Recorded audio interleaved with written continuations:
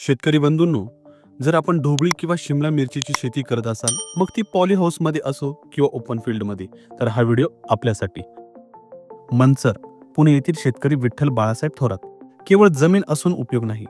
दिशादर्शक मार्गदर्शन, दर्जेदार खतं आणि मेहनतीचा संगम असेल तर फक्त 2 एकर पॉली हाऊसमध्ये सुद्धा उभं राहतं यशाचं रंगीबेरंगी स्वप्न. थोरात सर आपल्या पॉली हाऊसमध्ये कलर ढोबळी मिरचीची आधुनिक आणि दर्जेदार लागवड करतात. पण यशाचं खरं गुपित आलं जेव्हा त्यांनी निवडलं इंडिकेम स्पेशालिटी फर्टिलायझर प्रायव्हेट लिमिटेडचं आधुनिक तंत्रज्ञान. मायक्रोन्यूट्रिएफी, पी बूस्टर, फायटीन एसजी यांच्या योग्य वापरामुळे त्यांच्या मिरचीत आली जबरदस्त चमक, वजन आणि दर्जा.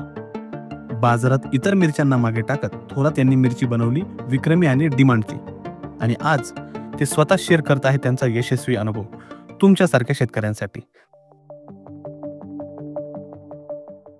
नमस्कार, माझं नाव विठ्ठल बाळासाहेब थोरात, गाव मनसर, तालुका आंबेगाव, जिल्हा पुणे. माझे 2 एकर पॉली हाऊस आहेत. तर पॉली हाऊसमध्ये मी रिजवान कंपनीचे बटाटा आणि इन्स्पिरेशन या 2 व्हरायट्या लावत असतो दरवर्षी. आणि याच्यासाठी फर्टिगेशन शेड्यूलमध्ये मी इंडिकेम कंपनीचे 4247 आणि फायटीन हे रेग्युलर यूज करत असतो सुरुवातीपासून. ज्यांना बेस्ट रिझल्ट मिळतात.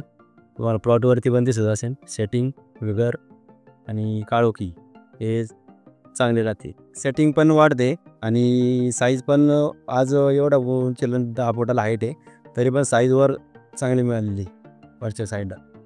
नाही तर वर जाऊन साईज याची छोटे छोटे होत असतात. पण रेग्युलरमध्ये आता मी हे यूज करत असल्यामुळं इंडिकॅमचे फायटीन आणि 4247 आणि पी बूस्टर, तर याच्यामुळं साईज पण चांगली मिळते वरती वरच्या बाजूचं. फायटीन आणि 4247 एकत्र स्प्रेइंगसाठी आणि खालून पण ठिबकमधून रेग्युलर सोडत असते. दर 15 दिवसांनी फायटीनचा स्प्रे मी मारतो. जेणेकरून विगर आणि रोगराईला पण फार मदत होती. झाडाची इम्युनिटी पण चांगली फ्रेश दिसतात झाडं.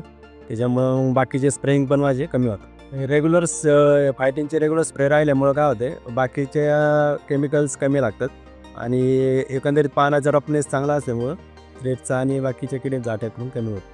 मागच्या वर्षी पण मी यूज केलं होतं, पण मला लेट माहिती मिळाली त्याची. आणि ह्या वर्षी सुरुवातीपासून यूज केल्यामुळं प्लॉट एकसारखा ॲव्हरेज म्हणजे राहिला एकसारखा. कलर पण एकसारखा येतो याच्यामुळं, ई बूस्टरमुळं आणि 4247 हे खालून परत नवीन फुटवे झालेले आणि त्याला पण लगेच सेटिंग होऊन कलर आले.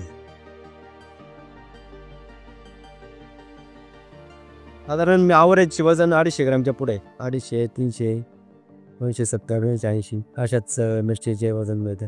कधी कधी 350 पण आहे. नॉर्मली मग 150-200 ग्रॅमच्या मिरच्या ॲव्हरेज मिरच्या राहतात. व्यापाऱ्याचा फीडबॅक असा राहतो का व्यापारी क्वालिटीमुळे आहे ना तिकडून कंप्लीटच येत नाही. तुमचा माल खराब आहे का शॉर्ट आहे, छोटे साईज तर विषय राहत नाही म्हणा. साईजच ओव्हर साईज होऊन जाते आपली. हे आता 30 गुंठे आणि एक नवीन अजून 35 गुंठे त्याच्यात नवीन लागवड आहे. इथं 1 महिन्याची मिरची झाली आहे आणि त्याला मी आतापर्यंत 2 स्प्रे झालेले त्याची. मी खालून पण आता ते डोसेस चालू केली 42. आणि ह्या वर्षीच्या वातावरणामध्ये द्राक्षाची फार क्रिटिकल कंडिशन आहे. त्याच्यामध्ये मी 42 आहे फायटीनचे स्प्रे रेग्युलर ठेवले 15 दिवसांनी. तर त्याचे बऱ्यापैकी पानाची काळोखी आणि पानाचा रफनेसपणा टिकून आहे. त्यामुळे रोगराई फार कमी आहे. दावणी मिळूचा बऱ्यापैकी प्लॉट सध्या सेफ कंडिशनमध्ये आहे पानाच्या. तर बघितलं शेतकरी बंधूंनो, ढोबळी असो वा द्राक्षबाग, विठ्ठल थोरात यांनी योग्य नियोजन करून आपली द्राक्षबाग आणि ढोबळी उत्तमरित्या शेती करतायत.